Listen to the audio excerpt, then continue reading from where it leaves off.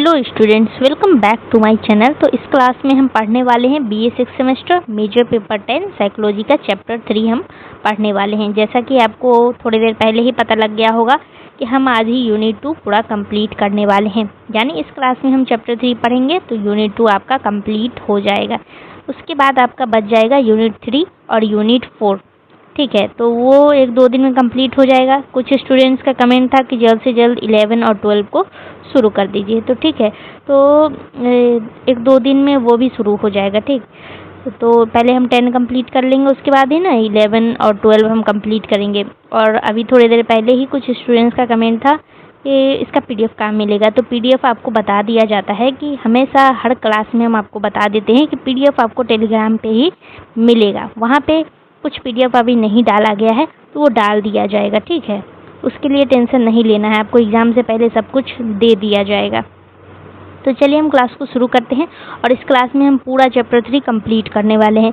यानी जो भी लॉन्ग क्वेश्चन है, शॉर्ट क्वेश्चन है, वो पूरा हम कंप्लीट करेंगे। ये क्लास छोटा नहीं रहेगा, ये थोड़ा लंबा हो जाएगा क्योंकि इसमें क्वेश्चन का जो नंबर है, नंबर ऑफ क्वेश्चन बहुत ज़्यादा है इसमें। ठीक, 17-18 से भी ज़्यादा क्वेश्चन इसमें करने वाले हैं। पहला क्वेश्चन आपसे पूछ लिया गया है, what is meant by perception. तो परसेप्शन के बारे में आपको सिलेबस में दिया गया है। परसेप्शन का मतलब क्या होता है, यहाँ पे आपको ये रीड कर लेना है। ठीक, तो इसका मतलब क्या होता है कि किसी वस्तु को केवल देखना, सुनना या छूना संवेदना है। ठीक, लेकिन उस वस्तु को पहचान करके ये समझना कि वह क्या है, इसी को हम कहते हैं प्रत्यक्षीकरण। ठीक, जैसे कि फॉर एग्जाम्पल के लिए कि आपकी आंखों के सामने कोई वस्तु है। ठीक, मान लेते हैं कि किताब रखा हुआ है, यहाँ पे आपकी आंख के सामने किताब रखा हुआ है। ठीक, अभी ये नहीं सोचना है कि किताब रखा हुआ है, अभी बस इतना सोचना है कि आपके आंखों के सामने एक वस्तु रखा हुआ है। ठीक, आपको उसका रंग, उसका आकार दिखाई देता है। ये रखा हुआ है वस्तु, इसका रंग आकार आपको दिखाई तो देगा ही। तो जब आपको रंग और आकार दिखाई देता है तो इसको हम कहते हैं संवेदना। ये क्या है, ये हो गया आपका संवेदना। ठीक, लेकिन जब आप उसे देख करके पहचान लेती हैं कि ये जो वस्तु रखा हुआ है ये किताब है, तो वह कहलाएगा प्रत्यक्षीकरण। तब वो कहलाएगा आपका क्या, परसेप्शन कहलाएगा। जब ये सामने में कोई वस्तु रखा हुआ है, ठीक, पहले आप इसका रंग आकार देखती हैं। ठीक है, तो आपको समझ में आप क्या करती हैं, रंग आकार देख रहे हैं, तब आप इसको कहेंगे संवेदन।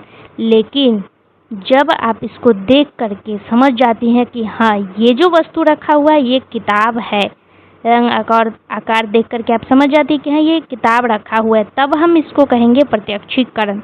लेकिन जब तक आप ये नहीं समझती हैं कि ये वस्तु जो रखा हुआ है ये क्या चीज़ है, ठीक, तब तक हम इसको संवेदना ही बोलेंगे। लेकिन जब हम समझ जाते हैं तब इसको बोलेंगे परसेप्शन, यानी प्रत्यक्षीकरण। आई होप आपको ये क्लियर हो रहा होगा। ठीक है, तो इसी को हम बोलते हैं परसेप्शन, यानी उस अनुभव का अर्थ समझना ही परसेप्शन कहलाता है। जब तक हम वस्तु को महसूस कर रहे होते हैं, आकार रंग देख करके समझ रहे होते हैं, महसूस कर रहे होते हैं, तब तक उसको हम बोलेंगे संवेदन। और जैसे ही इसका अर्थ समझ में आ जाता है उसको हम बोलेंगे प्रत्यक्षीकरण। आई होप ये क्लियर होगा पूरा। अगला है, what do you mean by perceptual processes, explain the meaning of unitary और इंटीग्रेटिव प्रोसेस। यानी यहाँ पे पूछा गया है प्रत्यक्षिक प्रक्रिया पूछा गया है आपसे, उसके बाद आपसे पूछ लिया गया है एकाकी या संयोजक प्रक्रिया के बारे में। ठीक है, तो इन दोनों को हम समझेंगे। तो सबसे पहले हम समझेंगे परसेप्चुअल प्रोसेस के बारे में, यानी प्रत्यक्षिक प्रक्रिया के बारे में। तो हमारी आँख, कान, नाक, त्वचा, ठीक है, इंद्रियां अलग अलग जानकारी देती है। यानी आँख, कान, नाक, त्वचा जो होती है ये सब क्या करती है कि ये सब अलग अलग जानकारी देती है। मस्तिष्क इन सभी जानकारियों को जोड़ करके किसी वस्तु को पहचानता है। तो इसी को हम कहते हैं प्रत्यक्षिक प्रक्रिया। ठीक है, परसेप्चुअल प्रोसेस हम इसी को कहते हैं। कान, आँख, नाक क्या करती है कि अलग अलग जानकारी देती है, और हमारा दिमाग क्या करता है कि ये सभी जानकारी को जोड़ करके किसी वस्तु को पहचान लेता है। तो इसी को हम कहेंगे प्रत्यक्षिक। ठीक है, तो अगला है इंटीग्रेटिव प्रोसेस, यानी यहाँ पे जो पूछा गया है यूनिटरी या इंटीग्रेटिव प्रोसेस, एकाकी या संयोजक प्रक्रिया। तो इसका मतलब क्या होता है? इसका मतलब, एक मिनट दिखाते हैं हम आपको। हाँ, तो इसका मतलब होता है कि जब मस्तिष्क विभिन्न इंद्रियों से प्राप्त संवेदना को एक साथ जोड़ करके किसी वस्तु या घटना की पूर्ण या अर्थपूर्ण पहचान करता है तो उसे एकाकी या संयोजक प्रक्रिया कहा जाता है। ठीक है, जैसे कि जब आप एक फूल को देखते हैं, मान लीजिए कि ये एक फूल है, आप इसको देख रहे हैं, ठीक, तो आँखों से उसका रंग और आकार आपको दिखाई देगा। ठीक है, नाक से आप क्या करेंगे कि उसकी सुगंध को महसूस करते हैं और हाथ से उसका स्पर्श को महसूस करते हैं। जब आप तोड़ते हैं तो आपको हाथ से ही फील होता है कि हाँ आप तोड़ चुके हैं, आपको आँख से दिखाई भी देता है और नाक की मदद से आप उसकी खुशबू भी ले सकते हैं। ठीक है, सुगंध महसूस करते हैं। तो मस्तिष्क इन सभी जानकारी को जोड़ करके समझता है कि ये क्या है, ये है फूल। नाक अलग जानकारी दे रहा था, आँख अलग और हाथ अलग अलग जानकारी दे रहा है, लेकिन दिमाग क्या करता है कि इन सभी जानकारी को जोड़ करके समझता है कि ये जो है ये क्या है, ये है सामने में जो रखा हुआ है, ये फूल है। ठीक है, तो ये काम हो जाएगा मस्तिष्क का। तो इसी को हम क्या कहते हैं? इसी को हम कहते हैं यूनिटरी यानी एकाकी या संयोजक प्रक्रिया। ठीक, आई होप ये आपको क्लियर हो गया होगा। अब अगला क्वेश्चन है, गुण बताना है आपको, परसेप्शन का गुण। तो पहला पॉइंट दिया गया है कि प्रत्यक्षीकरण मानसिक प्रक्रिया है। इसका कहने का मतलब है कि प्रत्यक्षीकरण में व्यक्ति अपनी इंद्रियों से प्राप्त संवेदनाओं को मस्तिष्क द्वारा समझता है और उनका अर्थ निकालता है। संवेदना का यहाँ पे मतलब क्या हो जाएगा? संवेदनाओं का मतलब हो जाता है जानकारी। ठीक है, ये आपको याद रखना है, जब भी हम ये बोलेंगे तो आपको समझ जाना है।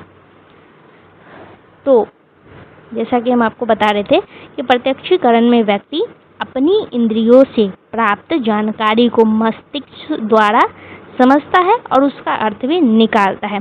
फॉर एग्जाम्पल के लिए, आँखों से किसी वस्तु को देख करके समझना कि वह क्या है, वह किताब है या फूल है, हम आँख से देख करके समझते हैं।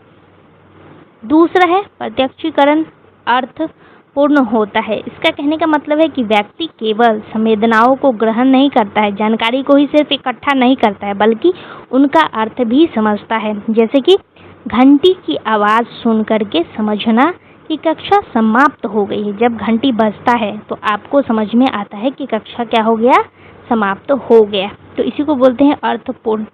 प्रत्यक्षीकरण क्या होता है? ये अर्थपूर्ण होता है। अब अगला है, प्रत्यक्षीकरण चयनात्मक भी होता है। कैसे होता है?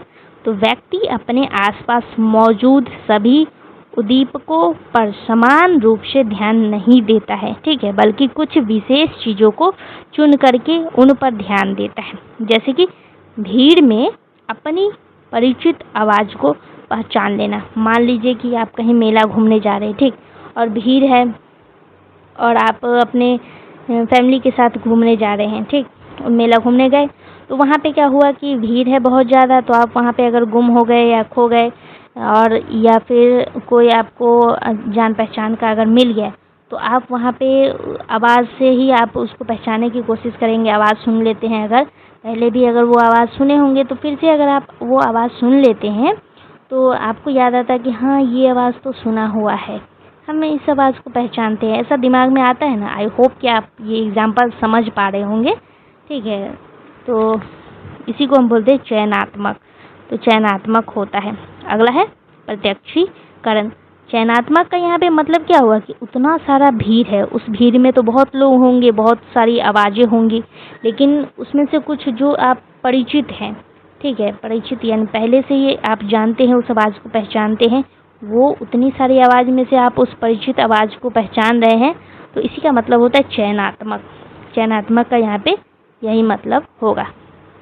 प्रत्यक्षीकरण संगठित होता है। इसका कहने का मतलब है कि मस्तिष्क अलग अलग संवेदनाओं को व्यवस्थित करके किसी वस्तु या घटना का पूर्ण अनुभव कराता है। जैसे कि फूल के रंग, आकार और गंध को मिला करके उसे फूल के रूप में पहचानना। जैसे कि फूल के रंग को देख करके, आकार को देख करके, या फिर उसकी सुगंध को देख करके। ठीक है, ये सब मिला करके जब आप समझने की कोशिश करते हैं, आपका मस्तिष्क समझने का कोशिश करता है कि हाँ, सामने जो वस्तु है वो क्या है, तो वो है फूल। तो इन सब चीज़ों की मदद से ही आप समझ पाते हैं कि हाँ, सामने फूल है। तो इसी को कहा जाता है संगठित होता है। अगला पॉइंट है प्रत्यक्षीकरण अनुभव पर निर्भर करता है। इसका कहने का मतलब है कि व्यक्ति के पूर्व अनुभव उसके वर्तमान प्रत्यक्षीकरण को प्रभावित करते हैं। जैसे कि डॉक्टर किसी बीमारी के लक्षणों को समान व्यक्ति की तुलना में अलग तरीके से पहचान सकता है। सामान्य व्यक्ति की तुलना में अलग तरीके से पहचान सकता है। अगला पॉइंट है प्रत्यक्षीकरण व्यक्ति विशेष पर निर्भर करता है। इसका कहने का मतलब है कि एक ही वस्तु या घटना को अलग अलग व्यक्ति अपने अनुभव और सोच के आधार पर अलग तरीके से समझ सकते हैं। ठीक, तो एक ही चित्र किसी को सुंदर लगेगा तो किसी को सामान्य लग सकता है। कोई बोलेगा हाँ ठीक है, बहुत अच्छा है। ठीक, किसी को उतना नहीं अच्छा लगेगा वो पिक्चर। ठीक है, लेकिन कोई बोलेगा हाँ बहुत सुंदर है, बहुत अच्छा लगेगा किसी को। ठीक, तो यही पे कहा जाता है कि अलग अलग व्यक्ति की अलग अलग सोच होती है, तो अलग अलग देखने का नज़रिया भी होता है, अलग अलग पसंद भी होता है। अगला है प्रत्यक्षीकरण गतिशील होता है। तो इसका मतलब है कि परिस्थितियों, अनुभवों और मानसिक अवस्था में परिवर्तन के साथ प्रत्यक्षीकरण भी बदल सकता है। जैसे कि अंधेरे में दिखाई देने वाली वस्तु रोशनी में अलग तरीके से दिखाई दे सकती है। अभी हम अंधेरे में अगर कुछ चीज़ देख रहे हैं, लेकिन वही चीज़ अगर आप रोशनी में देखेंगे तो आपको अलग तरीके से दिख सकती है ना। अगला है प्रत्यक्षीकरण में संवेदना का योगदान होता है। इसका कहने का मतलब है कि संवेदना प्रत्यक्षीकरण का आधार है। ठीक, तो इंद्रियों से प्राप्त संवेदना के आधार पर ही व्यक्ति वस्तुओं को समझता है, लेकिन प्रत्यक्षीकरण केवल संवेदना तक सीमित नहीं होता है, सिर्फ जानकारी तक ही प्रत्यक्षीकरण सीमित नहीं रहता है। अब अगला क्वेश्चन है, पूछा गया है explain the gestalt theory of perception in your own thought and state which concept this theory present.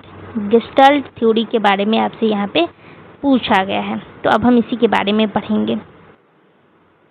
Gestalt सिद्धांत। ठीक, तो प्रत्यक्षीकरण का गेस्टाल्ट सिद्धांत जर्मनी के मनोवैज्ञानिकों द्वारा विकसित किया गया था। इसमें मैक्स वर्थहाइमर और वोल्फगैंग कोहलर और कर्ट कॉफका का महत्वपूर्ण योगदान था। तो ये कुछ नाम दिया गया है, इन सभी का इसमें महत्वपूर्ण योगदान था। ठीक, तो इसका कुछ मुख्य विचार है। गेस्टाल्ट सिद्धांत का कुछ मुख्य विचार है, वो क्या है? गेस्टाल्ट सिद्धांत के अनुसार व्यक्ति किसी वस्तु को उसके अलग अलग भागों में नहीं बल्कि एक पूर्ण और संगठित रूप में देखता और समझता है। जैसे कि इसका जो मुख्य विचार है वो ये है कि संपूर्ण अपने भागों के योग से अधिक होता है। फॉर एग्जाम्पल के लिए कि मान लीजिए कि कई छोटे छोटे बिंदु एक विशेष तरीके से लगाए गए हैं, हम हर बिंदु को अलग अलग नहीं देखते हैं बल्कि उन सभी बिंदुओं को मिलाकर के एक पूरी आकृति के रूप में देखते हैं। तो इसी तरह से जब हम कोई चित्र देखते हैं तो पहले उसकी पूरी आकृति को समझते हैं, फिर उसके अलग अलग भागों पर ध्यान देते हैं। जैसे कि मान लीजिए कि एक फूल के बारे में हमें अलग अलग जानकारी मिलती है कि उसका रंग लाल है, उसका आकार गोल है, उसमें खुशबू है और उसकी पंखुड़ियाँ भी है।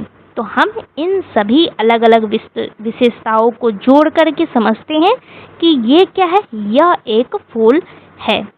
ठीक है, तो यही इनकी जो है सुविचार थी। अब गेस्टाल्ट सिद्धांत द्वारा प्रस्तुत कुछ अवधारणाएं हैं जिसके बारे में भी आपको जानना है। ठीक, तो इस सिद्धांत में प्रत्यक्षीकरण की मुख्य रूप से समग्रता, संगठन और अर्थपूर्णता की अवधारणा प्रस्तुत की गई है। तो इसमें कुछ इसके कुछ मुख्य नियम भी हैं। पहला नियम क्या है? पहला नियम है आकृति एवं पृष्ठभूमि का नियम। दूसरा नियम है समीपता का नियम। तीसरा है समानता का नियम और चौथा है निरंतरता का नियम और पांचवा है पूर्णता का नियम। ठीक, तो ये आपको कुछ नियम दिया गया है यहाँ पे, जो कि आपको ये याद रखना है। अब है question number 5। Discuss in detail the law relating to the determining factor of figure and ground. Question पूछा गया है आकृति एवं पृष्ठभूमि के निर्धारक तत्वों संबंधी नियमों की विस्तार पूर्वक चर्चा कीजिए। फिगर और ग्राउंड के बारे में इसमें पूछा गया है। तो अब हम जान लेते हैं कि फिगर और ग्राउंड में क्या क्या दिया गया है। तो गेस्टाल्ट सिद्धांत के अनुसार प्रत्यक्षीकरण में किसी भी दृश्य क्षेत्र को सामान्यतः दो भाग में बांटा जाता है। इसका कहने का मतलब है कि गेस्टाल्ट सिद्धांत के अनुसार जब हम किसी दृश्य को देखते हैं तो हमारा दिमाग क्या करता है कि उसको दो भाग में बांट देता है। पहला भाग है आकृति, दूसरा भाग है पृष्ठभूमि यानी फिगर और ग्राउंड। ठीक है, तो इसका क्या मतलब होता है? तो फिगर का यहाँ पे मतलब हो जाएगा कि जिस चीज़ पर हमारा ध्यान जाता है उसको हम कहते हैं फिगर। और पृष्ठभूमि का मतलब जो चीज़ पीछे रहती है और जिस पर हमारा ध्यान कम होता है। जैसे कि मान लीजिए कि ब्लैक बोर्ड पर सफ़ेद रंग से ए लिखा हुआ है। ठीक, जैसे कि मान लेते हैं कि ये ब्लैक बोर्ड है। ठीक है, ये मान लेते हैं बोर्ड है जो कि ब्लैक बोर्ड है। ठीक, यहाँ पे अभी तो वाइट है, इसको आपको मानना है ब्लैक बोर्ड। ये हो गया आपका ब्लैक बोर्ड। ठीक है, और इस पे लिखा हुआ है ए। किस रंग से लिखा गया है? सफ़ेद रंग से। फिलहाल तो यहाँ पे रेड है, लेकिन आपको मानना है सफ़ेद रंग से लिखा हुआ है। तो ये जो सफ़ेद रंग से लिखा गया है, ए को सफ़ेद रंग से लिखा गया है, तो इसको हम कहेंगे आकृति यानी फिगर। और ये जो आपका ब्लैक बोर्ड है, ठीक है, ये ब्लैक बोर्ड आपका हो जाएगा क्या? ये हो जाएगा आपका ग्राउंड यानी पृष्ठभूमि। ठीक है, तो ये हो गया आपका पृष्ठभूमि और ये जो लिखा गया है ये आपका क्या हो गया? ये हो गया आपका फिगर यानी आकृति। तो जो पीछे रहता है उसको हम क्या कहते हैं? पृष्ठभूमि। और जो इस पे लिखा हुआ है उसको हम क्या कहेंगे? आकृति। तो अब आकृति और पृष्ठभूमि को पहचानने में कुछ चीज़ें मदद करती है। कौन कौन सी चीज़ें हैं जो कि हमारी मदद करती है इसको पहचानने में? तो सबसे पहले है आपका आकार यानी साइज। ठीक है, तो आमतौर पर छोटी और अस्पष्ट वस्तु आकृति के रूप में दिखाई देती है, जबकि बड़ा क्षेत्र पृष्ठभूमि बन जाता है। जैसे कि एक बड़े सफ़ेद कागज पर छोटा काला गोला बना है। ठीक है, मान लेते हैं कि ये क्या है? एक बड़े सफ़ेद कागज है ये। ठीक है, और इस पे एक छोटा सा काला सा मतलब काला पेन से या काला क्या बना हुआ है? गोला बना हुआ है। ऐसे करके ये काला गोला बना हुआ है। ठीक, तो ये जो काला गोला बना हुआ है ये क्या हो जाएगा? ये कहलाएगा आपका आकृति। और ये जो आपका पेज है वाइट पेज, ये क्या कहलाएगा? ये आपका कहलाएगा पृष्ठभूमि यानी ग्राउंड। ठीक है, आई होप आपको ये क्लियर होगा अच्छे तरीके से कि हम साइज को देख करके समझते हैं कि पृष्ठभूमि और आकृति का क्या है। आकृति क्या है ये आपको साइज देखकर समझ में आता है। और आकृति की स्पष्टता, इसका कहने का मतलब है क्लैरिटी की यहाँ पे बात हो रही है। ठीक, तो जो वस्तु स्पष्ट और साफ दिखाई देती है वो आसानी से आकृति बन जाती है। जैसे धुंधले कमरे में एक व्यक्ति के हाथ में चमकती हुई लाल किताब है। ठीक, तो हमारी नज़र पहले लाल किताब पर जाएगी क्योंकि वह अधिक स्पष्ट दिखाई दे रही है। कमरा धुंधला है या फिर मान लेते हैं कि पूरा कमरा में अंधेरा है। ठीक, अब वो रेड कलर का पुस्तक उसके अगर हाथ में है, किताब है उसके हाथ में और वो चमक रहा है, तो जाहिर सा बात है कि सबसे पहला ध्यान आपका उस रेड कलर पे ही जाएगा। ठीक, तो यही कहने का मतलब है कि जो चीज़ स्पष्ट होती है वो हमें सबसे पहले दिखाई देती है।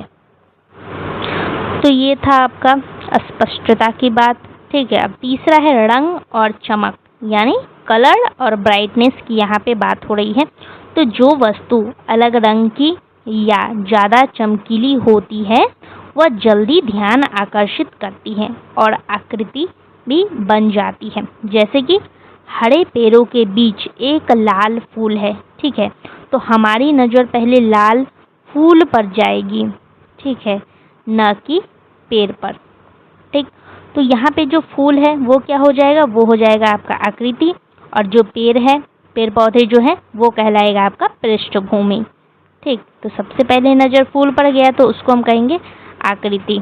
अब अगला है कॉन्ट्रास्ट, यानी विपरीतता। तो जब कोई वस्तु अपनी पृष्ठभूमि से बहुत अलग दिखाई देती है तो वह जल्दी आकृति के रूप में दिखाई देती है। जैसे कि काली दीवार पर सफ़ेद पोस्टर लगा हुआ है, काला दीवार है, वहाँ पे क्या लगा हुआ है, सफ़ेद पोस्टर लगा हुआ है। ये मान लेते ये पोस्टर है। ठीक, P फॉर पोस्टर।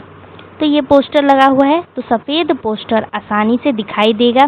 तो यहाँ पे जो पोस्टर लगा हुआ है, ये आपका जो पोस्टर है ये कहलाएगा आकृति, और ये जो काला दीवार है ये क्या कहलाएगा, ये कहलाएगा पृष्ठभूमि।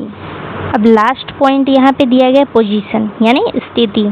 तो इसका कहने का मतलब है कि दृश्य में कोई वस्तु कहाँ स्थित है इसका भी प्रभाव पड़ता है कि हम उसे आकृति मानेंगे या पृष्ठभूमि। जैसे कि एग्जाम्पल के लिए कि कक्षा में शिक्षक सबसे आगे खड़े हैं और विद्यार्थी पीछे बैठे हुए होते हैं। ठीक, तो हमारा ध्यान पहले शिक्षक पर जाता है, तो यहाँ पर शिक्षक क्या हो गए, यहाँ पर शिक्षक हो जाएंगे आकृति, और बाकी जो कक्षा है या बाकी जो स्टूडेंट्स पीछे बैठे हुए हैं वो हो जाएंगे आपके पृष्ठभूमि। तो ये हो गया पांचवा, और छठा पॉइंट भी है, अभी और है। अगला है मूवमेंट, यानी जो वस्तु चल रही होती है वह स्थिर वस्तुओं की तुलना में जल्दी हमारा ध्यान आकर्षित करती है। जैसे कि सड़क के किनारे बहुत सारी गाड़ियाँ खड़ी है और एक गाड़ी चल रही है, तो हमारा ध्यान तुरंत चलती हुई गाड़ी पर जाएगा। तो चलती हुई गाड़ी यहाँ पर क्या है, वो है आपकी आकृति। अगला है सिमेट्री। सिमेट्री का मतलब होता है कि जो वस्तु संतुलित और व्यवस्थित होती है उसे हम आसानी से एक पूरी आकृति के रूप में पहचान लेते हैं। जैसे कि एक सुंदर तितली को देखिए, ठीक है, आपको एक तितली को देखना है तो उसके दोनों पंख लगभग समान होते हैं। ठीक, तो हम दोनों पंखों को अलग अलग नहीं देखते हैं बल्कि पूरी तितली के रूप में देखते हैं। ये तितली का अगर पंख है तो ऐसे मान लेते हैं, ये तितली का अगर पंख है, ठीक, तितली अगर ये है तो ये दोनों पंख हम अलग अलग करके नहीं देखते बल्कि हम पूरा इस तितली को ही एक साथ देखते हैं। अब अगला है फैमिलियरिटी। इसका कहने का मतलब है कि जो वस्तु हमें पहले से परिचित होती है उसे पहचानना हमारे लिए आसान होता है। यानी भीड़ में बहुत सारे लोग हैं लेकिन आपको अपने दोस्त का चेहरा तुरंत पहचान में आ जाता है, क्योंकि चेहरा आपके लिए परिचित था, इसीलिए आपको पहचान में आ जाता है। अगला है निकटता। इसका कहने का मतलब है कि जो वस्तु एक दूसरे के पास होती है हमारा मस्तिष्क उन्हें एक समूह के रूप में देखने की प्रवृत्ति रखता है। जैसे कि यदि कक्षा में 3 विद्यार्थी एक साथ बैठे हैं और बाकी विद्यार्थी दूर दूर बैठे हुए हैं, ठीक, तो हमें वे 3 विद्यार्थी एक समूह जैसे दिखाई देंगे। 3 स्टूडेंट्स का वो ग्रुप आपको दिखाई देगा। अगर वो तीनों एक साथ ही बैठता है तो आपको वो दिखाई देगा ग्रुप में। ठीक, ये कुछ इस तरीके से, इसकी 3 आँख नहीं है, 2 ही आँख है, 3 आँख नहीं होता है, 2 ही आँख है, कुछ ऐसे बना देते हैं। हाँ, ठीक, तो हो गया। अब हम आगे बढ़ते हैं। तो ये हो गया। अब है ये, इसका मतलब है कि जब कोई रेखा या आकृति लगातार एक दिशा में आगे बढ़ती हुई दिखाई देती है तो हमारा मस्तिष्क उसे एक ही रूप में देखने की कोशिश करता है। जैसे कि सड़क पर बनी सफ़ेद लाइन दूर तक जाती है, हम उसे एक लगातार चलने वाली रेखा के रूप में देखते हैं, न कि अलग अलग छोटे हिस्से के रूप में। ठीक है, जैसे आप रोड के किनारे, ये रोड है तो रोड के किनारे आप देखते होंगे कि वो वाइट कलर का पूरा रोड के किनारे बनाया हुआ रहता है, तो उसी का एक यहाँ पे एग्जाम्पल आपको दिया जा रहा है। उसको हम एक छोटे छोटे रूप में ऐसे करके नहीं देखते हैं, बल्कि उसको एक कंटिन्यू चलने वाली लाइन के रूप में देखते हैं। जब आप गाड़ी से ट्रेवल करते होंगे तो आप कई बार नोटिस भी किए होंगे। तो ये हो गया कंप्लीट। अब है फैक्टर ऑफ परसेप्शन। यहाँ पे लॉन्ग में जितना भी आपको क्वेश्चन पढ़ाया जा रहा है तो यहीं पे आपको ध्यान दे लेना है अच्छे तरीके से, क्योंकि शॉर्ट में इसको तोड़ तोड़ करके क्वेश्चन आपसे पूछा जाता है। ठीक, जैसे यहाँ पे क्वेश्चन दिया गया है फिगर और ग्राउंड, यहाँ पे क्वेश्चन पूछा है ना फिगर और ग्राउंड के बारे में, तो शॉर्ट में भी इसे क्वेश्चन पूछ लेता है फिगर और ग्राउंड के बारे में, क्या है क्या नहीं है, एक्सप्लेन करिए या फिर डिफाइन करिए, इस तरीके से पूछ लेता है। तो आपको यहीं पे लॉन्ग में ही अच्छे तरीके से आपको पढ़ लेना है। शॉर्ट पे आपको ज़्यादा ध्यान देने की ज़रूरत नहीं होगी, बस एक बार आपको एक नज़र शॉर्ट पर भी दे देना है। लॉन्ग में अच्छे से पढ़ लेना है, शॉर्ट पर दोबारा मेहनत करने की ज़रूरत नहीं पड़ेगी। अभी हम आपको दिखाएंगे ठीक कि कैसे क्वेश्चन सेम पूछता है। इसको भी दो भाग में बांटा गया है। प्रत्यक्षीकरण को प्रभावित करने वाले कारकों को दो भागों में बांटा जाता है। पहला है आपका बाहरी कारक और दूसरा आपका हो जाता है, आगे दिया हुआ है तो हम आपको दिखाएंगे। तो बाहरी कारक में कौन कौन सी कारक आती है वो हम पढ़ेंगे। पहला हो जाएगा आपका आकार, यानी बड़ी वस्तु अक्सर छोटी वस्तु की तुलना में जल्दी हमारा ध्यान आकर्षित करती है। जैसे कि छोटे अक्षरों की तुलना में बड़े अक्षर हमें जल्दी दिखाई देती हैं। यहाँ पे अगर हम ऐसे करके ए लिख दे और यहाँ पे हम आपको ए लिख दे तो सबसे पहला ध्यान आपका इसी पे जाएगा, न कि इस पे। ठीक, अब अगला है तीव्रता। इसका कहने का मतलब है कि जो उद्दीपक अधिक तेज या प्रभावशाली होता है वह जल्दी ध्यान आकर्षित करता है। जैसे कि धीमी आवाज़ की तुलना में तेज आवाज़ तुरंत हमारा ध्यान खींच लेती है। कोई व्यक्ति धीरे बोल रहा है और कोई व्यक्ति अचानक से ज़ोर से बोल दे अगर, तो क्या हो जाएगा, आपका ध्यान सबसे पहले वो जो ज़ोर से बोलेगा उस पे जाएगा। अगला है विपरीतता, यानी कंट्रास्ट। तो जो वस्तु अपने आसपास की वस्तुओं से अलग या विपरीत होती है वो आसानी से दिखाई देती है। जैसे कि हरे पेड़ों के बीच लाल फूल अगर है तो वो आपको जल्दी दिखाई दे देगा, तुरंत आपका ध्यान उसी पे जाएगा। नवीनता, तो ये सब तो हम आपको ऑलरेडी समझा ही चुके हैं, फिर भी हम आपको समझाते हैं। नवीनता का मतलब हो जाता है नई या असामान्य वस्तु हमारा ध्यान जल्दी आकर्षित करती है। जैसे कि कक्षा में अचानक कोई नया स्टूडेंट्स आ जाता है तो आपका ध्यान उस स्टूडेंट की तरफ चला जाता है। अगला है गति, यानी मूवमेंट। तो चलती हुई वस्तु स्थिर वस्तु की तुलना में जल्दी ध्यान आकर्षित कर जाती है। सड़क पर अगर 4 गाड़ी साइड में खड़ी है और एक गाड़ी अगर चल रहा है तो आपका ध्यान सबसे पहले उस एक गाड़ी पे जाएगा जो कि चल रहा होता है। ठीक, अगला है रिपीटेशन। इसका कहने का मतलब है कि जब कोई उद्दीपक बार बार दिखाई देता है या सुनाई देता है तो वो हमारा ध्यान आकर्षित कर सकता है। यानी किसी दुकान का विज्ञापन अगर बार बार देखने पर वो हमें याद रहने लगता है।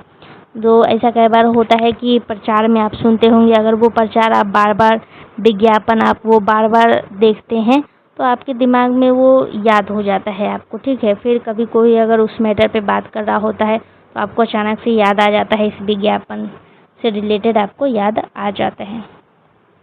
अब दूसरा पॉइंट इसमें दिया गया था आंतरिक कारक, एक बाहरी था और दूसरा है आंतरिक। ठीक, तो आंतरिक कारण का मतलब क्या है कि आंतरिक कारण वे होते हैं जो व्यक्ति के मन, अनुभव और रुचि और भावनाओं से संबंधित होते हैं। तो ये भी हमारे प्रत्यक्षीकरण को प्रभावित करते हैं। तो आंतरिक कारण कौन कौन सा हो गया, तो थोड़ी देर पहले भी हम आपको पढ़ा रहे थे, तो वहाँ पे भी हम आपको बता रहे थे कि रुचि और आवश्यकता।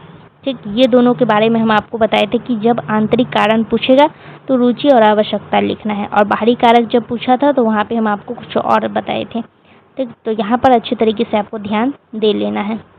तो रुचि का मतलब हो जाता है इंटरेस्ट। इंटरेस्ट के बारे में हम आपको पढ़ा चुके हैं, आवश्यकता के बारे में भी पढ़ा चुके हैं। पूर्व अनुभव का मतलब क्या हो जाता है?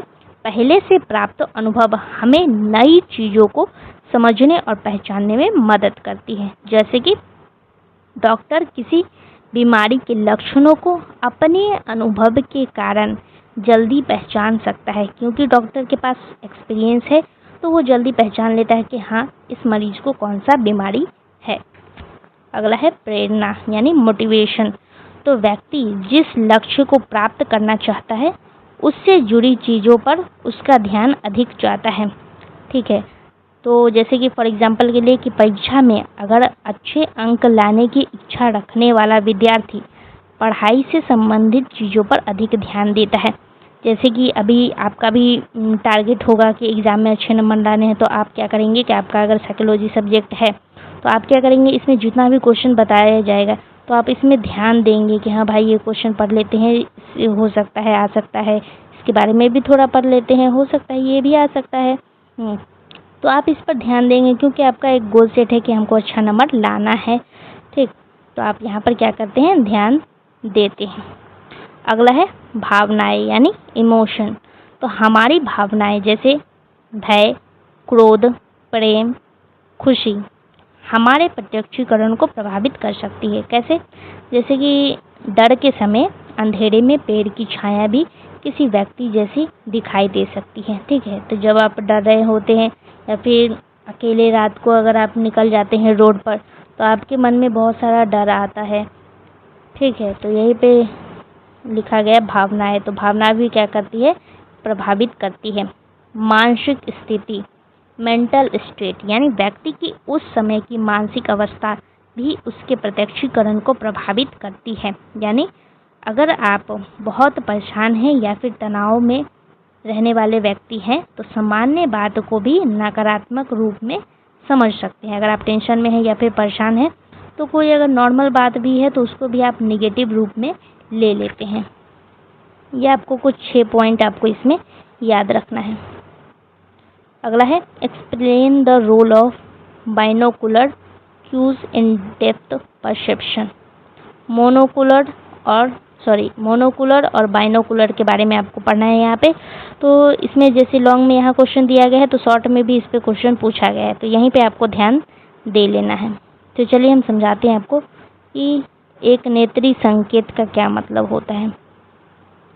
तो सबसे पहले तो आपको समझ लेना है कि डेप्थ परसेप्शन का मतलब क्या होता है। गहनता प्रत्यक्षण, इसका मतलब है कि अगर जब हम किसी वस्तु को देख करके ये समझ पाते हैं कि वह हमसे कितनी दूर या पास है और वह वस्तु कितनी गहरी या 3 आयामी है, तो इसे गहनता प्रत्यक्षण कहते हैं। समझ में नहीं आया होगा आपको, एग्जाम्पल देते हैं। तो मान लीजिए कि आप सड़क पर खड़ी 2 गाड़ियों को देखती हैं। ठीक है, सड़क पे 2 गाड़ी खड़ा है जिसको आप देख रही हैं।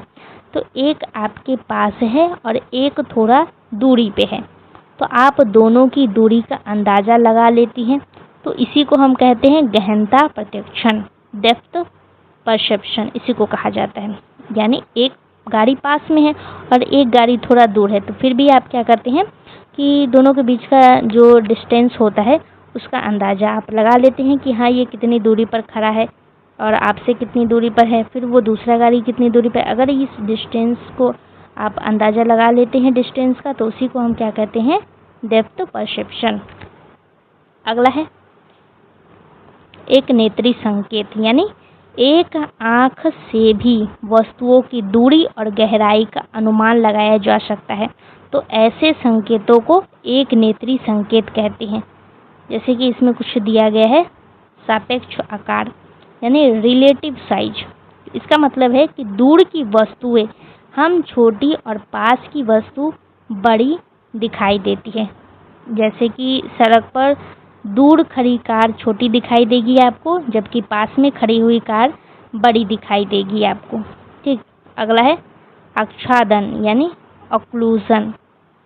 जब एक वस्तु दूसरी वस्तु को ढक देती है तो हमें लगता है कि ढकने वाली वस्तु पास है और ढकी हुई वस्तु दूर है। जैसे कि अगर एक पेड़ दूसरे पेड़ को थोड़ा ढक रहा होता है तो हमें सामने वाला पेड़ पास दिखाई देता है, ठीक है, और जो पीछे वाला जो पेड़ होगा वो आपको थोड़ा दूरी पर दिखाई देगा।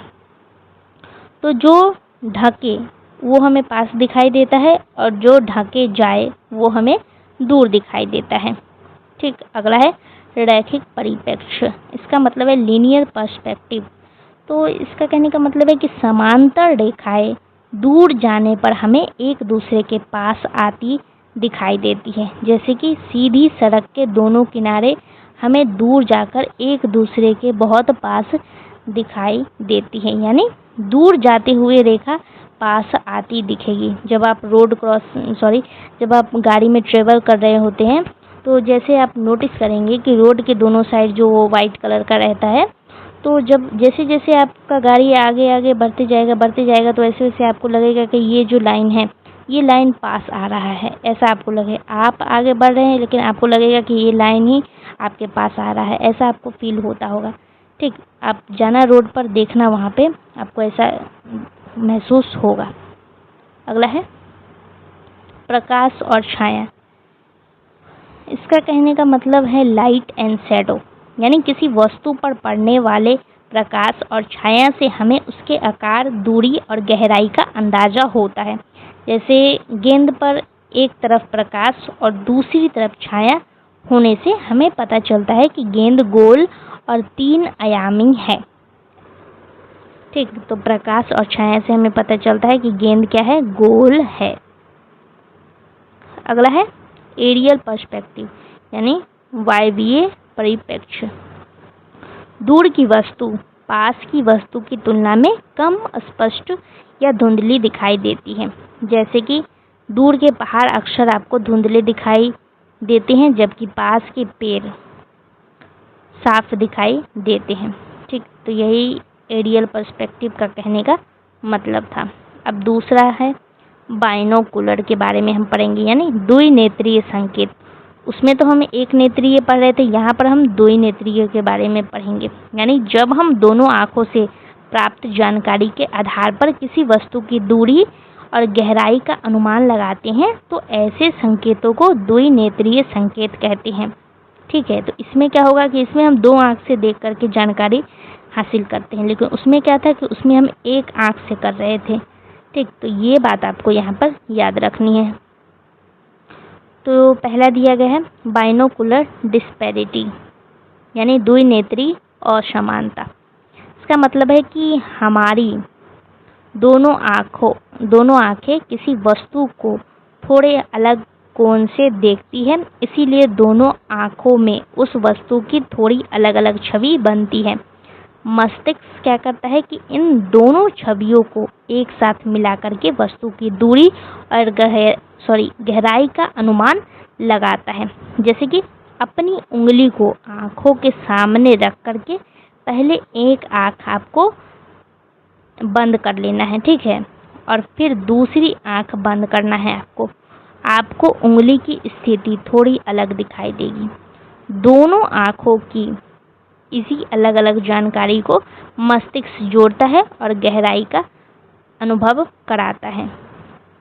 दूसरा है कन्वर्जेंस। इसका कहने का मतलब है अभिसरण। अभिसरण का मतलब है कि जब हम किसी पास की वस्तु को देखते हैं तो हमारी दोनों आँखें अंदर की ओर अधिक घूमती हैं और मस्तिष्क आँखों की इस स्थिति से वस्तु की दूरी का अनुमान लगाता है। जैसे कि अपनी उंगली को चेहरे के पास ला करके उसको आपको क्या करना है कि देखना है। जैसे जैसे उंगली आँखों के और पास आप लाएंगे तो दोनों आँखें अंदर की ओर अधिक घूमती हुई महसूस होगी, ठीक है। तो इसी को हम कहते हैं अभिसरण। तो पास की वस्तु आँखें ज़्यादा अंदर की ओर जाएगी और दूर की वस्तु आँखों का अभिसरण कम हो जाएगा। अगला है, हाँ, तो ये कंप्लीट हो गया। अगला क्वेश्चन है what do you mean by perception of space. Perception of space और उसके साथ साथ एम्बिएंट एंड लोकल क्यूज के बारे में आपको पढ़ना है। तो चलिए हम समझते हैं कि परसेप्शन ऑफ स्पेस का क्या मतलब होता है। जब हम अपने आसपास की वस्तुओं को देख करके ये समझते हैं कि कौन सी वस्तु कहाँ है, कितनी दूर है, किस दिशा में है और दूसरी वस्तु से उसका क्या संबंध है, तो इसे स्थान या विस्तार का प्रत्यक्षीकरण कहते हैं। परसेप्शन ऑफ स्पेस बोलते हैं इसी को। फॉर एग्जाम्पल के लिए कि आप कमरे में बैठी हैं और आपके सामने टेबल है, बगल में कुर्सी है और कुछ दूर दरवाज़ा है, तो आप बिना किसी से पूछे समझ जाती हैं कि टेबल आपके सामने है, कुर्सी आपके पास है, दरवाज़ा थोड़ी दूरी पर है। तो आसपास की वस्तुओं की स्थिति और दूरी को समझना ही स्थान का प्रत्यक्षीकरण कहलाता है, यानी परसेप्शन ऑफ स्पेस कहलाता है। तो स्थान के प्रत्यक्षीकरण में दो प्रकार के चिन्ह महत्वपूर्ण होते हैं। पहला है आपका व्याप्तित चिन्ह, ठीक है। इसका मतलब हो जाएगा कि व्याप्तित चिन्ह वे संकेत हैं जो हमें हमारे पूरे आसपास के वातावरण से मिलते हैं और जिनकी मदद से हम वस्तुओं की दूरी, दिशा और अपने स्थान का अनुमान लगाते हैं। जैसे कि आप सड़क पर चल रही हैं, सड़क के दोनों किनारों की रेखा आगे जाकर एक दूसरे के पास आती हुई दिखाई देगी आपको, ठीक। तो इससे आपको समझ आता है कि सड़क का वो हिस्सा आपसे दूर है, यानी पूरे वातावरण से मिलने वाली जानकारी के आधार पर दूरी और स्थान को समझना ही व्याप्तित चिन्ह कहलाता है। अगला है स्थानीय चिन्ह। इसका कहने का मतलब है कि स्थानीय चिन्ह वे संकेत हैं जो किसी विशेष वस्तु या दो तीन वस्तुओं के आपसी संबंध से हमें मिलती है। तो इनकी मदद से हम किसी वस्तु की दूरी, आकार या स्थिति का अनुमान लगाते हैं। जैसे कि जब हम किसी एक खास वस्तु को देख करके ये समझते हैं कि वो हमारे पास है या दूर है, तो इसमें स्थानीय चिन्ह हमारी मदद करती है। फॉर एग्जाम्पल के लिए पहला एग्जाम्पल हम लेते हैं आच्छादन का। आच्छादन का अभी हम आपको समझाए भी थे कि अगर एक पेड़ दूसरे पेड़ को ढक रहा है तो हमें लगता है कि सामने वाला पेड़ पास और पीछे वाला पेड़ दूर है। दूसरा एग्जाम्पल आपका हो जाएगा आकार, यानी रिलेटिव साइज की बात करें, अगर हम सापेक्ष आकार की अगर बात करें तो दूर की वस्तु छोटी और पास की वस्तु आपको बड़ी दिखाई देती है, ठीक। और अगला है लाइट और शैडो की यहाँ पे बात हो रही है। तो लाइट और शैडो में आपको क्या हो जाएगा, लाइट जैसे हम आपको एग्जाम्पल दिए थे कि एग्जाम्पल यहाँ पे हो जाएगा कि गेंद पर छाया देख करके हमें पता चलता था कि गेंद क्या है, गोल है। एक तरफ गेंद पे क्या हो रहा था कि रोशनी पड़ रही थी और एक तरफ गेंद पे अंधेरा था।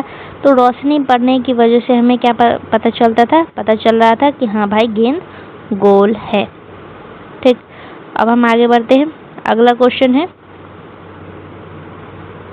एक्सप्लेन इल्यूजन और misperception in detail and explain the illusion of motion, ठीक है। तो यहाँ पर ध्यान से आपको पढ़ लेना है। इस क्वेश्चन भी इसको भी शॉर्ट में पूछा जाता है। तो इल्यूजन के बारे में हम पढ़ेंगे, यानी विपर्य या भ्रम।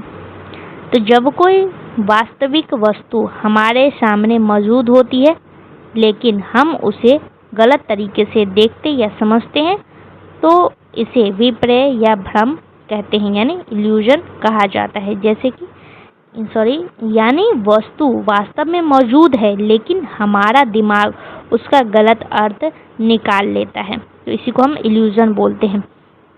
मान लीजिए कि रात में अंधेरा है और जमीन पर एक रस्सी पड़ी हुई है, तो कम रोशनी के कारण आपको वह रस्सी सांप जैसी दिखाई देती है, ठीक। तो रस्सी वास्तव में तो रस्सी मौजूद है लेकिन आपने उसे सांप समझ लिया, तो इसी को हम बोलेंगे इल्यूजन, यानी आपको क्या हुआ, आपको हुआ भ्रम।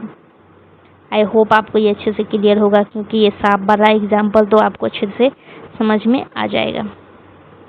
गति का भ्रम, ठीक है। तो गति का भ्रम के बारे में हम पढ़ेंगे इल्यूजन ऑफ मोशन।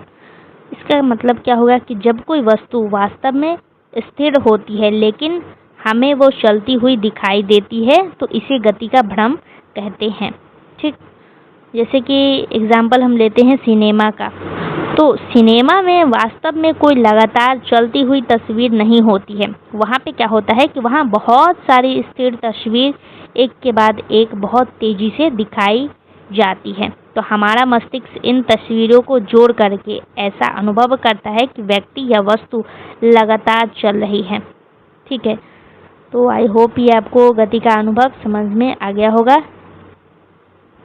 अब हम पढ़ेंगे फाई घटना के बारे में। यहाँ पे लिखा गया फाई घटना, इसका क्या मतलब हुआ? इसका मतलब हो गया कि यदि दो या अधिक स्थिर प्रकाश बिंदुओं को थोड़े थोड़े समय के अंतर पर जलाया जाए तो हमें ऐसा लगता है कि प्रकाश एक साथ एक स्थान से दूसरे स्थान पर जा रहा है। तो इसी को फाई घटना कहते हैं। ठीक, तो ये आपको याद रखना है कि फाई घटना का मतलब क्या होगा कि स्थिर प्रकाश बिंदुओं को क्रम से देखने पर गति का अनुभव होना, इसी को हम कहते हैं फाई फेनोमेनन। सिनेमा और वीडियो का एग्जाम्पल आप यहाँ पे ले सकते हैं। अगला हो गया भ्रम क्या है, इल्यूजन क्या है। तो अभी हम आपको बताए ना कि भ्रम क्या है।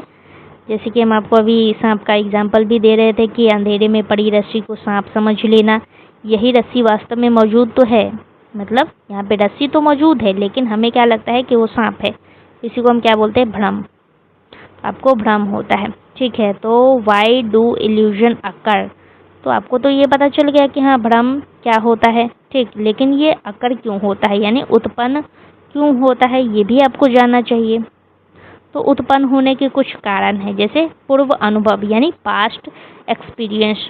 तो हमारे पुराने अनुभव हमारे वर्तमान प्रत्यक्षीकरण को प्रभावित करते हैं। जैसे कि अगर किसी व्यक्ति ने पहले सांप देखा है और वह अंधेरे में रस्सी देखता है तो वह उसे सांप ही समझ सकता है। ठीक, तो पहले का अनुभव ही वर्तमान चीज को समझने का तरीका प्रभावित करता है। तो ये हो गया आपका पास्ट एक्सपीरियंस। और दूसरा आपका होगा अपेक्षा यानी एक्सपेक्टेशन।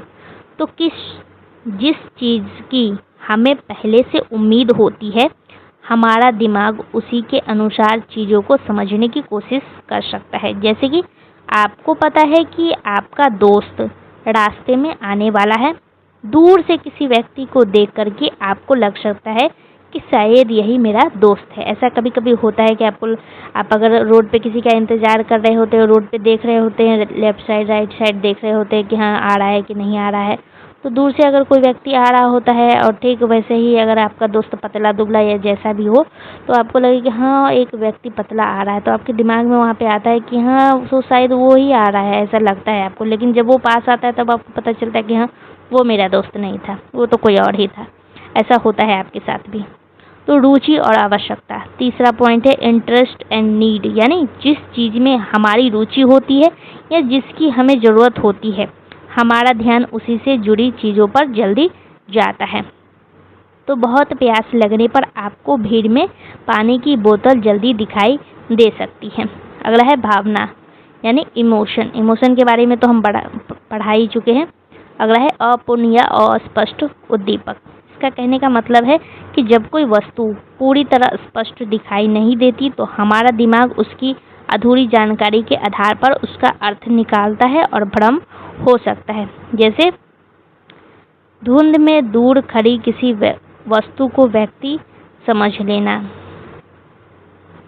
अगला है कंडीशन, परिस्थितियाँ, यानी प्रकाश, दूरी, वातावरण और मौसम जैसी परिस्थितियाँ भी भ्रम पैदा कर सकती है। कैसे? बहुत कम रोशनी में कोई वस्तु अपने वास्तविक आकार या रूप से अलग दिखाई दे सकती है। ठीक है, बहुत अगर कम रोशनी आ रहा है तो आपको सामने रखा हुआ चीज़ भी आपको कुछ और ही चीज़ दिखाई देगा। अगला क्वेश्चन है discuss in detail the causes of evolution and misperception with example. तो अभी हम आपको इसका कारण समझा रहे थे, इल्यूजन का कारण। 3-4-5 कारण तो हम आपको समझा ही चुके हैं। पूर्व अनुभव, अपेक्षा, रुचि, आवश्यकता, भावना, अस्पष्टता, अस्पष्टता और परिवेश या संदर्भ और प्रकाश और दूरी। तो ये आपको लिख लेना है। ठीक, तो लॉन्ग में जितना भी क्वेश्चन था वो पूरा करा दिया गया है। आई होप कि आप बहुत अच्छी तरीके से ध्यान दे रहे होंगे, अच्छे तरीके से समझ रहे होंगे। ठीक, बहुत सारा ऐसा एग्जाम्पल दिया गया है जो कि आपके रियल लाइफ से ही दिया गया है, तो आपको समझने में उतना दिक्कत भी नहीं होगा, क्योंकि आप डेली लाइफ में वो चीज़ देखते हैं तो आपको अच्छे तरीके से याद हो जाएगा। ठीक, तो मज़ा आया या नहीं आया ये आप कमेंट में ज़रूर बताना। ठीक, तो चलिए अब हम आगे बढ़ते हैं। Short answer type question. Short में देख लीजिए कैसा क्वेश्चन पूछा गया है। परसेप्शन, परसेप्शन का मतलब क्या होता है, कितनी बार हम आपको ये पढ़ा चुके हैं। तो रेगुलर जो स्टूडेंट्स क्लास को अटेंड करते हैं या फिर जो स्टूडेंट्स एग्ज़ाम के टाइम में भी अगर इस वीडियो को देख रहे हैं तो आई होप कि उनको ये समझ में आ गया होगा। तो कमेंट में आपको ज़रूर बताना है कि प्रत्यक्षीकरण का मतलब क्या होता है, परसेप्शन का क्या मतलब होता है। अगर याद नहीं है तो वीडियो को फर्स्ट सबसे पहला क्वेश्चन आपको यही पढ़ाया गया है, तो वहाँ पे भी जा कर के फिर से समझ लेना है, कमेंट में बता देना है क्या होता है। अगला पूछा गया है परसेप्शन और सेंसेशन। संवेदना, संवेदना हम आपको बता रहे थे कि संवेदना किसको कहेंगे, तो यहाँ पे आपको लिख दिया गया है, ये आपको अच्छे तरीके से लिख लेना है। अगला क्वेश्चन है संग्राहक प्रक्रिया क्या है, इसको भी यहाँ से रीड कर लेना है, ये कुछ 2 पॉइंट में लिखा गया है। अगला है briefly explain bottom up processing and top down processing. तो ये नहीं पढ़ाया गया, तो ये हम आपको समझाते हैं। तो सबसे पहले हम समझेंगे बॉटम अप प्रोसेसिंग यानी ऊर्ध्वगामी प्रक्रमण। इसका कहने का मतलब है कि इस प्रक्रिया में क्या होता है कि इस प्रक्रिया में प्रत्यक्षीकरण बाहरी उद्दीपक की वास्तविक विशेषताओं से शुरू होता है। जैसे मस्तिष्क पहले रंग, आकार, आवाज़ ये सब को देख करके छोटी छोटी सूचना को ग्रहण करता है और फिर उन्हें जोड़ करके पूरी वस्तु का अर्थ समझता है। यानी रंग, आकार, आवाज़ को देखता, सुनता, समझता है, ये छोटी छोटी चीज़ों को ग्रहण करता है, इसकी सूचना को ग्रहण करता है और फिर यही छोटी छोटी चीज़ को जोड़ करके समझता है वस्तु का अर्थ। जैसे कि आप सड़क पर एक नई गाड़ी देखते हैं, पहले आप उसका रंग देखेंगे, आकार और फिर पहिया देखते हैं, फिर इन सभी को जोड़ करके समझते हैं कि ये क्या है, यह एक गाड़ी है। ठीक, तो इसी को हम बोलेंगे bottom up processing. Top down processing का मतलब, इसका मतलब है कि इस प्रक्रिया में व्यक्ति किसी वस्तु या घटना का अर्थ अपने पूर्व अनुभव, ज्ञान और अपेक्षा और मानसिक धारणाओं के आधार पर समझता है। जैसे अगर किसी शब्द के कुछ अक्षर साफ नहीं दिखाई दे रहे हैं और फिर भी आप पूरे वाक्य के संदर्भ से उस शब्द को पहचान लेते हैं, साफ साफ आपको दिखाई नहीं दे रहा है, लेकिन आप क्या करेंगे, ये जो पूरा सेंटेंस लिखा गया है इसको आप देख करके समझने की कोशिश करते हैं या फिर समझ लेते हैं। तो इसको हम बोलेंगे टॉप डाउन प्रोसेसिंग। अगला क्वेश्चन है briefly explain the concept of gestalt law of perception. तो गेस्टाल्ट के बारे में तो हम आपको गेस्टाल्ट सिद्धांत के बारे में पढ़ा चुके हैं, फिर से पढ़ाने की आवश्यकता नहीं होनी चाहिए, आपको ये लॉन्ग में भी समझ में आ गया होगा। अब फिगर और ग्राउंड के बारे में हम आपको बोले थे कि आर्थिक आकृति और पृष्ठभूमि पे क्वेश्चन पूछता है शॉर्ट में, तो देख लीजिए किस तरीके से क्वेश्चन पूछता है, इसी तरीके से आपको भी एग्जाम्पल के साथ दे करके लिखना है। सिमिलैरिटी एंड प्रॉक्सिमिटी के बारे में भी हम आपको पढ़ा चुके हैं, तो यहाँ से आपको देख लेना है। ऑक्लूजन यानी कई बार हम आपको बोल रहे थे आच्छादन, ऑक्लूजन के बारे में भी पढ़ा चुके हैं, ये भी पढ़ा चुके हैं, तो यहाँ पर भी आपको देख लेना है। अगला क्वेश्चन है क्वेश्चन नंबर 10 मोनोकुलर और बाइनोकुलर, ये भी हम आपको समझा चुके हैं, तो इसका भी आंसर आपको देख लेना है, स्क्रीनशॉट ले लेना है, पीडीएफ टेलीग्राम से मिल जाएगा। लीनियर और क्लैरिटी के बारे में भी हम आपको पढ़ा चुके हैं, तो इन दोनों को भी देख लेना है। मोशन यानी गति, गति क्या है, जब कोई वस्तु समय के साथ अपनी स्थिति या स्थान में परिवर्तन करता है तो उसको क्या कहा जाता है, मोशन कहा जाता है, यानी गति कहा जाता है। गति को 2 प्रकार की मानी जाती है। कौन सी गति? 2 प्रकार की गति होती है, एक हो जाता है आपका वास्तविक, दूसरा है आभासी गति। यानी जब वस्तु वास्तव में अपना स्थान बदलता है तो उसको वास्तविक गति कहा जाता है, जब वस्तु वास्तव में स्थिर होती है लेकिन विशेष परिस्थितियों में हमें उसके गतिशील होने का अनुभव होता है तो उसको आभासी गति बोलते हैं। तो ये दोनों गति का नाम आपको याद रख लेना है। अगला है भ्रम। भ्रम का क्या मतलब है, ये मतलब हम आपको समझा चुके हैं। ये सब वाला एग्जाम्पल आपको एग्जाम में ज़रूर लिखना है। अगला है even though illusion and misperception are different the conceptual reference is similar. ये कुछ क्वेश्चन पूछा गया है। तो मिसपरसेप्शन के बारे में हम आपको पढ़ा चुके हैं और इल्यूजन के बारे में भी आपको पढ़ा दिया गया है। ठीक, फिर भी हम आपको इस क्वेश्चन का मतलब एक बार समझा देते हैं क्योंकि कुछ स्टूडेंट्स को यहाँ पे दिक्कत हो सकता है। तो यहाँ पे बात हो रही है इल्यूजन की। तो इल्यूजन और विभ्रम दोनों प्रत्यक्षीकरण से संबंधित स्थितियाँ हैं जिनमें व्यक्ति को किसी वस्तु या अनुभव का प्रत्यक्षीकरण सामान्य वास्तविकता से अलग हो सकता है। तो सबसे पहले हम बात करेंगे इसकी विपर्य की, यानी इल्यूजन की। तो विपर्य में वास्तविक बाहरी उद्दीपक मौजूद होता है लेकिन व्यक्ति उसका गलत अर्थ निकाल लेता है। ठीक, इल्यूजन में आप क्या करते हैं कि गलत अर्थ निकाल लेते हैं। अंधेरे में आपको वहाँ दिख रहा होता है क्या, रस्सी की जगह आपको सांप दिखाई दे लेता है। लेकिन यहाँ पे कहने का मतलब ये होगा कि आप क्या करते हैं, यहाँ पे गलत मतलब निकाल लेते हैं। तो उसको हम क्या कहते हैं, इल्यूजन। और हेल्यूसिनेशन का मतलब, विभ्रम का मतलब क्या हो जाता है, विभ्रम का मतलब यहाँ पे दिया गया है विभ्रम। ठीक, इसका मतलब है कि विभ्रम में बाहरी वास्तविक उद्दीपक मौजूद नहीं होता है फिर भी व्यक्ति को किसी वस्तु, आवाज या अनुभव का प्रत्यक्षीकरण होता है। जैसे कि कमरे में कोई व्यक्ति मौजूद नहीं है फिर भी किसी व्यक्ति को किसी की आवाज़ सुनाई देना। ठीक है, तो ऐसा कुछ अगर आपको महसूस होता है तो उसको हम बोलते हैं हेल्यूसिनेशन। ये आपको याद रखना है। इन दोनों में क्या अंतर होता है ये आपको याद रख लेना है अच्छे से। इल्यूजन और हेल्यूजन में क्या अंतर होता है। ठीक, तो आई होप कि आपको ये समझ में आ गया होगा। अब अगला है स्टेट 3 टाइप्स ऑफ इल्यूजन या मिसपरसेप्शन। तो 3 तरह के बारे में आपको बतानी है। पहला दिया गया है जियोमेट्रिकल इल्यूजन। इसका मतलब हो गया कि जब रेखाओं, कोनों और आकृतियों के आकार, लंबाई या स्थिति का गलत प्रत्यक्षीकरण होता है तो उसे ज्यामितीय भ्रम कहते हैं। जैसे कि समान लंबाई की 2 रेखाएं अलग अलग लंबाई की दिखाई देना। तो इसमें जो ये मिस्टेक होता है उसको हम कहते हैं जियोमेट्रिकल इल्यूजन। अगला है गति का भ्रम, illusion of motion. Illusion of motion के बारे में तो हम आपको पढ़ाएं थोड़ी देर पहले ही। तो जब कोई स्थिर वस्तु या चित्र हमें गतिशील दिखाई देता है तो उसे गति का भ्रम कहते हैं। फॉर एग्जाम्पल के लिए कि सिनेमा में तेजी से दिखाई जाने वाली स्थिर तस्वीर से हमें लगातार गति का अनुभव होता है। ठीक, तो जो आप सिनेमा देखते हैं, वीडियोस देखते हैं तो उसमें क्या होता है कि इमेज स्थिर ही होता है लेकिन वो इतनी स्पीड में दिखाया जाता है कि आपको पता ही नहीं चलता है कि वो स्थिर है या फिर नहीं है। ठीक, तो उसी को हम बोलेंगे इल्यूजन ऑफ मोशन। अगला है आकार एवं दूरी का भ्रम, illusion of size and distance की यहाँ पे बात हो रही है।